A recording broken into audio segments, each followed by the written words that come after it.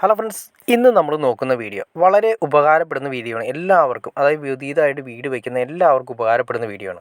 നമ്മൾ ശ്രദ്ധിക്കേണ്ട ഒരുപാട് കാര്യങ്ങളാണ്. വീട് വയ്ക്കുന്ന സമയത്ത്, തറ കെട്ടുന്ന സമയത്ത് ശ്രദ്ധിക്കേണ്ട ഒരുപാട് കാര്യങ്ങളാണ്. നിങ്ങളിവിടെ കാണുന്ന പോലെ തന്നെ ഇത് ബാത്റൂമിൽ നിന്ന് വന്നിരിക്കുന്ന ഔട്ടാണ്. ബാത്റൂമിൽ നിന്ന് വന്നിരിക്കുന്ന കണക്ഷൻ കാര്യങ്ങളൊന്നും കൂടി ചെയ്തിട്ടില്ല. ബാത്റൂമിൽ നിന്ന് വന്നിരിക്കുന്ന സെപ്റ്റിക്കിൻ്റെ, അതായത് ക്ലോസറ്റിൻ്റെ ഔട്ടും അതുപോലെ തന്നെ കുളിക്കുന്ന വെള്ളത്തിൻ്റെ ഔട്ടുമാണ് വന്നിരിക്കുന്നത്. ക്ലോസറ്റിൻ്റെ ഔട്ട് 4 ഇഞ്ച് പൈപ്പും കുളിക്കുന്ന വെള്ളത്തിൻ്റെ ഔട്ട് വന്നിരിക്കുന്നത്, ട്രാപ്പിൻ്റെ ഔട്ട് 2 ഇഞ്ച് പൈപ്പാണ് വന്നിരിക്കുന്നത്.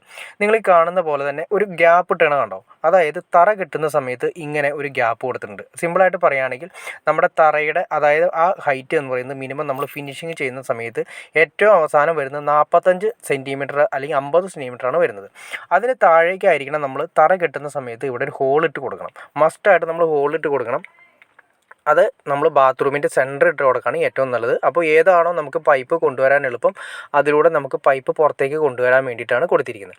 നമ്മൾ ഈ ഹോള് കറക്റ്റായിട്ട് കൊടുത്തില്ലെങ്കിൽ എന്ത് സംഭവിക്കുന്നത് വെച്ചിട്ടുണ്ടെങ്കിൽ, നമ്മൾ ഇതിൻ്റെ അകത്ത് പൈപ്പ് കൊണ്ടുവരാൻ വേണ്ടിയിട്ട് ഇതിൻ്റെ കല്ലുകൾ ഇളക്കേണ്ടതായിട്ട് വരും. അതായത് നമ്മുടെ ബാത്റൂമിൻ്റെ അകത്തുനിന്ന് കല്ലുകൾ ഇളക്കേണ്ടതായിട്ട് വരും.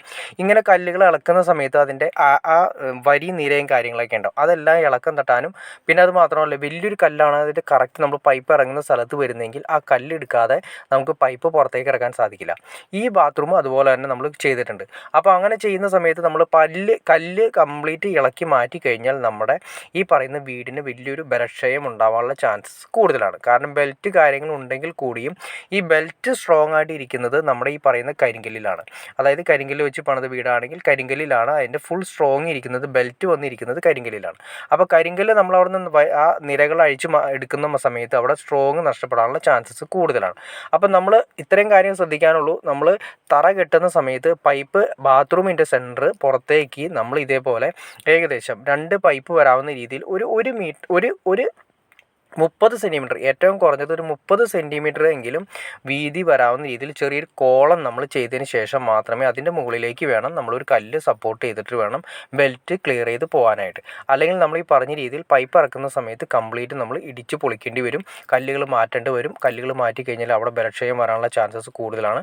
ചിലപ്പോൾ ഒരു കല്ല് വന്നിരിക്കുന്ന ലോക്കിംഗ് സിസ്റ്റമായിട്ടാണ് നമ്മൾ തറ വെട്ടുന്നത്. അപ്പോൾ ഒരു കല്ല് അടുത്ത കല്ലിലേക്ക് ലോക്ക് ചെയ്തിട്ടാണ് വരുന്നത്. അപ്പോൾ ചിലപ്പോൾ ആ കല്ലെടുത്ത് മാറ്റിയാൽ മാത്രമേ പൈപ്പ് കൊണ്ടുവരാൻ പറ്റുകൊണ്ട് ആ കല്ലെടുക്കണമെങ്കിൽ വേറെ കല്ലെടുക്കേണ്ടി വരും. അപ്പോൾ വലിയൊരു ഹോളായിട്ട് ചിലപ്പോൾ ചില ഏരിയകളിലൊക്കെ മാറാറുണ്ട്. അപ്പോൾ അത്രയും ബലക്ഷയം വരാനുള്ള ചാൻസസ് കൂടുതലാണ്. അപ്പോൾ ഇതെല്ലാം നമ്മൾ ഒഴിവാക്കുന്നത്, നമ്മുടെ ഒരു സ്വപ്നമാണ് വീട് വയ്ക്കുക എന്നുള്ളത്. അപ്പോൾ ഈ വീട് വയ്ക്കുന്ന സമയത്ത് നമ്മൾ ചെറിയ ഇങ്ങനെയുള്ള കാര്യങ്ങൾ നമ്മുടെ ബേസ്മെൻറ്റ് തൊട്ട്, അതായത് തറ പെട്ടുന്ന സമയം തൊട്ട് നമ്മൾ ശ്രദ്ധിച്ചാൽ നല്ല രീതിയിൽ നല്ലൊരു വീട് നമുക്ക് ബലക്ഷയം ഇല്ലാത്ത രീതിയിൽ വളരെ സിമ്പിളായിട്ട് നമുക്ക് ചെയ്തെടുക്കാൻ സാധിക്കും.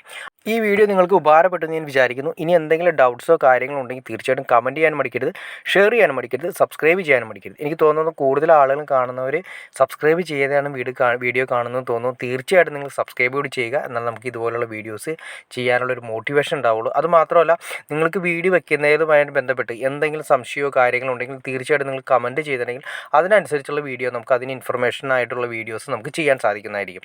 അപ്പോൾ അതുകൊണ്ട് തീർച്ചയായിട്ടും നിങ്ങളുടെ സംശയങ്ങൾ തീർച്ചയായിട്ടും നമ്മൾ കമൻറ്റിലൂടെ അറിയിക്കുക. നമുക്ക് അതിനുള്ള സൊല്യൂഷനായിട്ട് വീഡിയോ നമുക്ക് ചെയ്യാൻ സാധിക്കും.